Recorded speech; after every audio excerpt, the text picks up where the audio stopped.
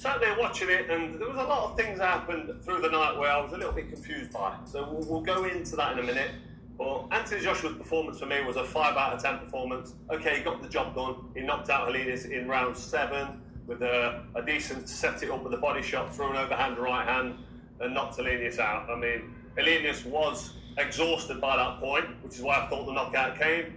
AJ timed him nicely with a jab to the body, then brought the right hand over the top. Helenius was moving away from the shot, which took the sting out of the punch. So I don't think he was knocked out cold, but he was exhausted. And I think once he got hit with that shot and he went over, he probably thought to himself, you know what, I've earned my money. I'm not going to win the fight. I'm not getting paid for overtime. So let's stay down and go home. Why wouldn't he? Boxed a week earlier against nobody that sets him up for AJ, let's be honest. And it was a late replacement. It was poor. It was a weak opponent for this stage of AJ's career, who was now looking at fighting somebody like Deontay Wilder, the big round 1 El Sparker. He actually knocked out Helenius 2 fights ago in the first round. And I think Anthony Joshua, if he's looking at fighting Deontay Wilder on the back of that performance was awful. It was terrible. It was such a bad performance in so many ways.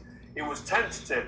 It was gun shy. He looked like he didn't want to be in there at times. He was getting outboxed with a weak, poor jab. Helenius was sticking the jab out and just smashing it, ramrodding it in AJ's face. It was a poor, weak jab. He wasn't setting up, he was just throwing his jab. It was one easily timeable. If someone throws a jab like that to you, slip to the right hand side and throw your big right hand, or get underneath it and throw a big uppercut, and then step in behind 3 or 4 shots. He would have been out of there in 1 or 2 rounds, like what Deontay Wilder did to him. But Anthony Joshua was sitting back, waiting, looking confused, looking like he didn't know, he was scared to throw. It looked a bit gun shy. And I just think that, has he been sparring? Who's he been sparring? What's going on in his head?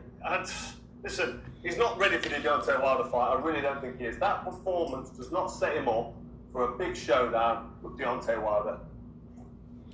Those are the words of Carl the Cobra Froch as he breaks down Anthony Joshua's fight. He called it terrible. He called it awful. I apologize about the sneeze.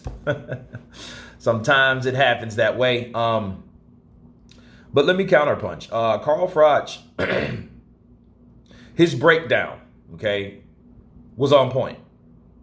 Joshua came in there, was kind of unsure what he needed to do.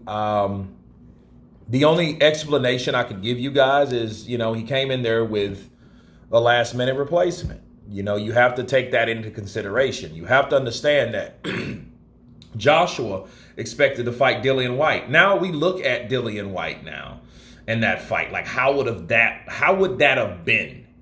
I know when people, and this might sound wrong, but I think a lot of people, when they found out Dillian Whyte had an adverse finding, I think a lot of people was relieved. I think they were relieved.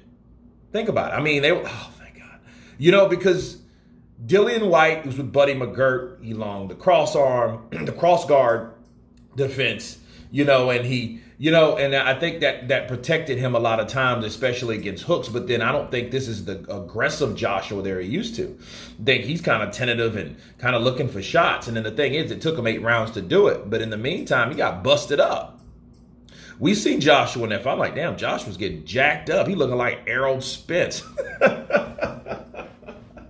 Derek, what you doing to them guys in Texas, man? But no, seriously, what Carl Froch said was on point. Now, the backstory. Carl and Joshua, he's always critiquing, maybe with a little extra mustard with AJ because of the backstory, because of the history. Saying it was a 5 out of 10. Okay, that's one thing. But to call it terrible, to call it awful, I think now you're digging it in. You're sticking it in, twisting it in, and breaking it off, right? Because at this point, you're like, okay, well, yeah, it was a lackluster performance. But, him critiquing him like that, it's almost, to me, is like Carl Froch is like Joshua's ex-coach or something, right? The way he talks about Joshua. Now, it was broken. Now, we would know it was 100% haterade he was drinking if he would have just said, oh, it's just a poor performance. He sucks. It's awful. It's terrible, bro. Dude, it's terrible. Without any explanation on why. And he did give one. Now, I do have to respect Carl for that because Carl did break down what he could have done instead of what he did. Okay. You know what I mean? Yeah, he got the knockout. But I'm going to leave you guys with this here. This is something to really think about. Carl Froch is insinuating that Helenius took a dive. That he took a dive. Absolutely. Because he was like, oh man, Helenius probably thought he didn't knock him out. I mean, he shot away from the punch and he went down. He was out of breath and he was out of energy because he was done. He was done at that point. And, you know, he just said to himself to stay down. So, yeah, you're saying that that Helenius took a dive against AJ. That he decided to stay down and didn't even try to get up. Instead of just being knocked spark out like he was with Deontay Wilder. But anyway, wow, strong allegations, credible breakdown, awful history between Carl Froch and Anthony Joshua.